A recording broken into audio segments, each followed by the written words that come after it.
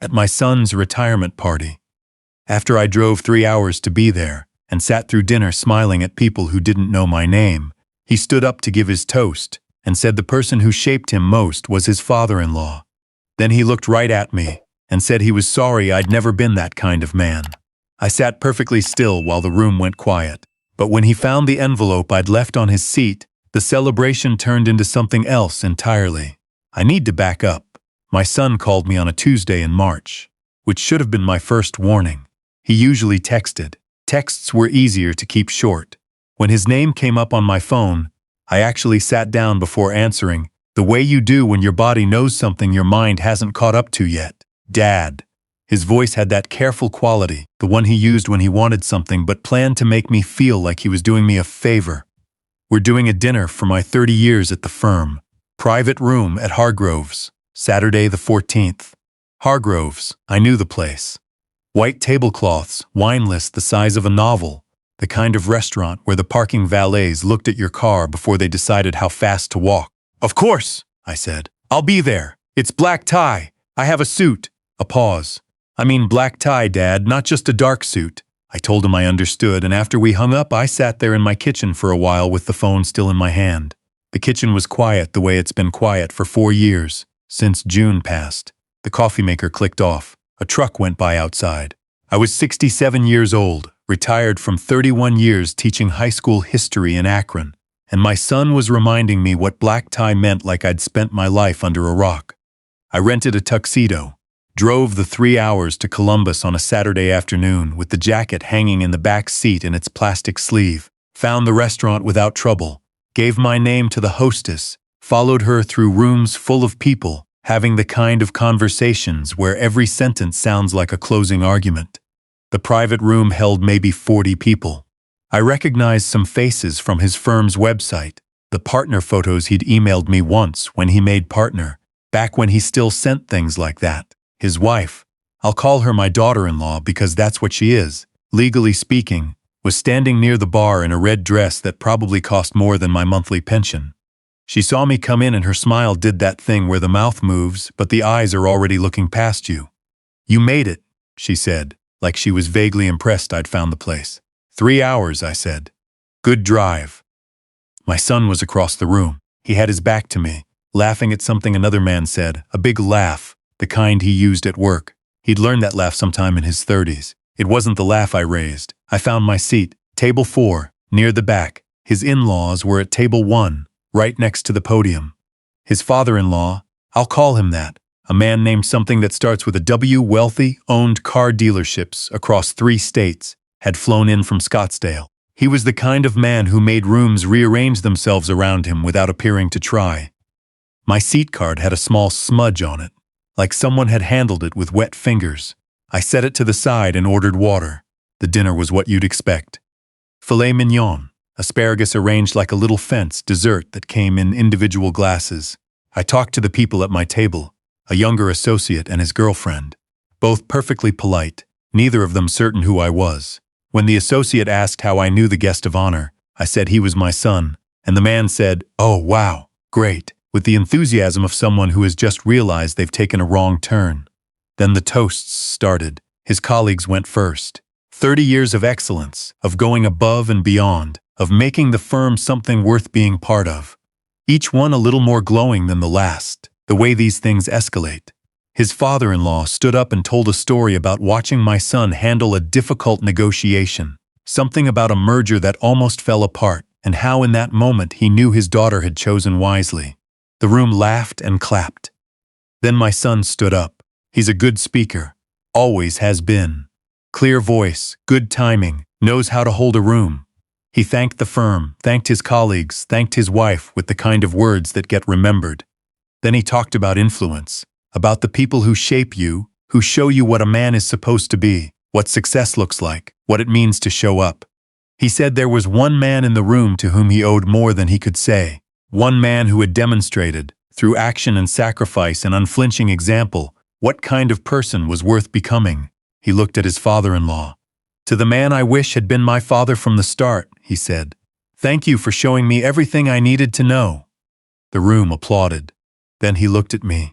"Dad," he said, and the warmth drained from his voice the way heat leaves a room when you open a window in January. I'm sorry, you were never that kind of man. What happened in the room after that is something I can reconstruct, but not really describe. A ripple of discomfort. Someone's fork touching their plate too loud. His wife's expression staying perfectly arranged. A few people looking at their laps. The young associate at my table staring very hard at his dessert glass. I didn't move, didn't look away, didn't give him the satisfaction of watching me break. He sat down. Someone started clapping again, a little uncertainly, and then more people joined in because that's what you do. His father-in-law raised his glass. The conversation resumed, slowly at first, then all at once, like a car engine turning over. I reached into my jacket pocket and touched the envelope I'd brought. It was still there. I'd been carrying it for 2 weeks, telling myself I wouldn't need it, telling myself I was being dramatic, preparing for something that wasn't going to happen. I set it on his empty seat. He'd stood up to make his speech and hadn't come back yet. He was across the room again, accepting handshakes, his back to me. I picked up my water glass, finished it, and stood up. I didn't make a scene, didn't say anything to anyone, just walked to the coat check, retrieved my jacket, and went through the front door into the cold Columbus night. Drove out of the parking structure, found a gas station 6 blocks away and sat in the lot with the engine running for a while, watching other people pump gas, watching a teenager eat a bag of chips leaning against a rusted Civic. Normal things, the kind of things that don't care what just happened to you. The drive back to Akron was long in a way that had nothing to do with miles. I need to tell you about my son, because I don't think you can understand the envelope without understanding who he was before he became who he is now. He was a quiet kid, careful, serious, the kind of boy who read the instructions before starting anything, who made his bed without being asked. His mother used to say he came into the world with a plan already in mind. When June was sick, the last 18 months of her life, he was the one who organized the medication schedule, who talked to the doctors in the language they responded to, who made sure she had what she needed. I don't say that to diminish it. I say it because I want you to know there was goodness in him, real goodness. Something shifted after she died. Gradually, the way water changes a stone, you don't notice until the shape is gone. He married well, by the standard of people who use that phrase without irony. His wife came from money, moved in circles that had their own gravitational pull, and somewhere in the years of dinners and charity galas and weekend houses in places with one-word names, my son stopped being the boy who made his bed without being asked and started being the man who forgot to return calls from Akron. The calls got shorter. The visits got rarer. When I drove to Columbus, there was always somewhere else they needed to be in a few hours. When he called, it was usually because he needed something specific, a document, a signature. Once he needed me to mail him a box of things from the house that he couldn't be bothered to come get himself. I told myself it was the pace of his life. I told myself I was lucky he called at all. I told myself that what he'd built was impressive, that I should feel proud. And most of the time I did feel proud, which made the other parts harder to name. The retirement party dinner invitation had come with a phone call, not an email. I'd thought that was a sign of something. I was wrong about what kind of sign. The envelope. I need to tell you what was in it, because that's the part that changes everything, the way those things always do. 4 years ago, when June was still alive but we both knew the counting had started, she told me something she'd been carrying for a long time. We were sitting in the hospital room the night before her second surgery, and she had the look she got when she'd finally decided to say a thing out loud. She told me that the year before our son was born, there had been complications with a pregnancy I hadn't known about. She'd handled it alone because she was young and frightened and certain she was protecting me.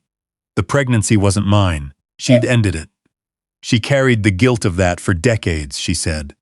She wasn't telling me to hurt me. She was telling me because she was afraid of dying with it untold. I held her hand in that hospital room and I didn't say anything for a long time. What I want to be clear about is this. It changed nothing about our son. He is my son. He has been my son since the moment I held him in the delivery room in 1968, when he was red and furious and completely himself. He is my son in every way that has ever mattered. But June also left me, in the cedar box in the top of the closet, a letter she'd written for him. She said she'd been uncertain all his life whether to give it to him. She said she'd leave that choice to me. I'd kept that letter in a drawer for 4 years. Brought it out, put it away, brought it out again. Thought about what she would have wanted. Thought about what he deserved to know. Thought about who he was becoming and whether the truth would help him or hollow him out. What I put in the envelope I left on his chair at Hargrove's was a copy of June's letter, along with a letter of my own.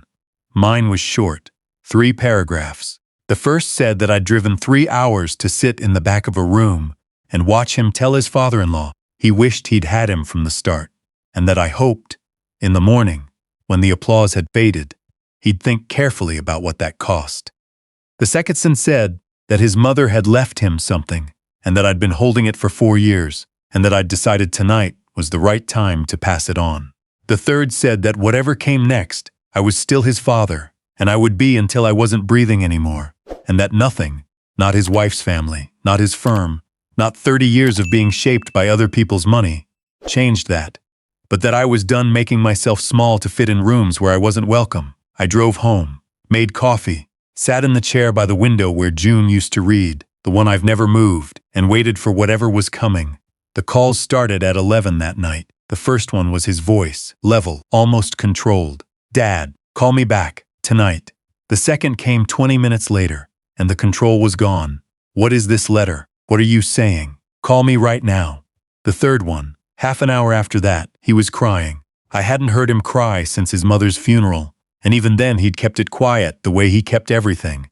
"Dad," she never told me, "is this real? Is this actually real?" I let them go to voicemail, all 14 of them. Sat in June's chair in the dark and listened to my son's voice unraveling by degrees, and I felt something I hadn't expected to feel. Not satisfaction, nothing so clean as that. Something more complicated. The particular grief of watching someone you love discover that the story they've been telling about themselves has a chapter they didn't know about. His mother wasn't there to explain herself. I was. That was the weight I was sitting with. I called him back at 7 the next morning. He answered on the first ring. There was a silence on the line between us, the kind that comes after something has broken and you're both looking at the pieces. "It's real," I said. "How long have you known?" 4 years. She told me the night before her second surgery. Another silence. "And you never?" She asked me to decide when. I decided last night. He made a sound that wasn't quite a word. I heard him breathe. "She never said anything," he said. "My whole life. She loved you," I said. "That's why she didn't. And that's why I'm telling you now, because you need to understand something. It doesn't change anything I am to you. It didn't change anything she was to you. But you stood up last night in front of 40 people and told a man you'd known for 6 years that you wished he'd been your father from the start. And I think you should know that the man you were saying that to your mother and I chose you. Every single day." The line was quiet for a long time. "I shouldn't have said that," he said. "No. I was. I don't know what I was. You were showing off," I said. "For the room, for him." "I know the feeling, son. It just costs more than you thought." He started crying again. The kind of crying that doesn't care who hears it. I sat there in the kitchen, in the morning light coming through the window over the sink, and let him. Eventually he said he wanted to come home, to Akron, to the house. I said I'd have coffee on. He drove out the following Saturday. Came in through the back door the way he always had, since he was 7 years old and knew which door didn't stick. Sat down at the kitchen table in the chair he'd sat in as a teenager doing homework while June cooked. We talked for a long time. Not about everything. Some things take more than one conversation, and some things take years, and some things just need to sit a while before you can find the right words. We talked about his mother, mostly.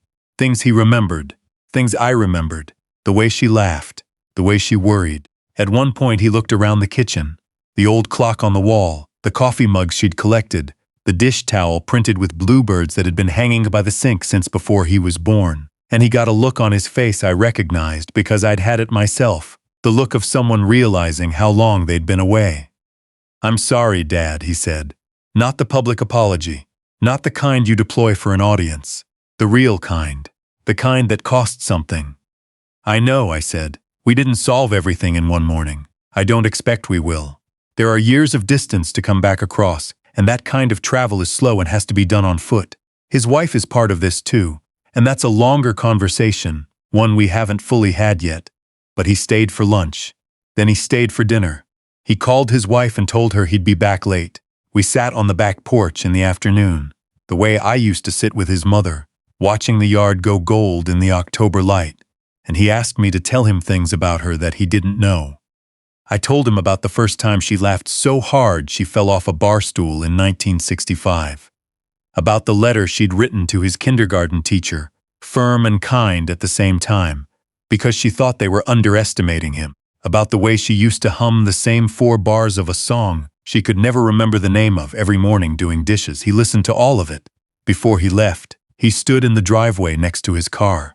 A new one, German, the kind with a name I can never remember, and he looked at me the way he hadn't looked at me in a long time. "I'll call more," he said. "I know," I said. "I mean it, I know you do." He drove away. I stood in the driveway until the car turned the corner, then went back inside to the quiet. It's a particular kind of quiet, the house after he left, different from the usual kind. Not the quiet of absence, but the quiet of something that's been set down. Like when you've been carrying a bag for so long you stop noticing the weight, and then you put it down and you feel the ghost of it for a while. And then slowly your shoulders remember what it felt like to be free. I poured the last of the coffee, sat in June's chair. The letter I'd written him, my 3 paragraphs, had cost me something to send. Not regret, exactly. More like the acknowledgement that some doors, once opened, don't close again. Whatever we are to each other now, it's built on different ground than what came before. Ground that's been turned over, which can mean it's ready to grow something, if you're willing to do the work. I'm 67. I've got however many years left I've got.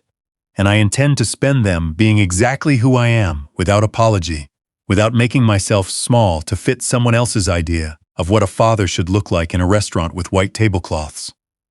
June would have had something to say about all of it. Something that would have cut right to the center in the way she always could. I don't know what the words would have been, but I can almost hear the tone of them. I'm learning to live in the almost.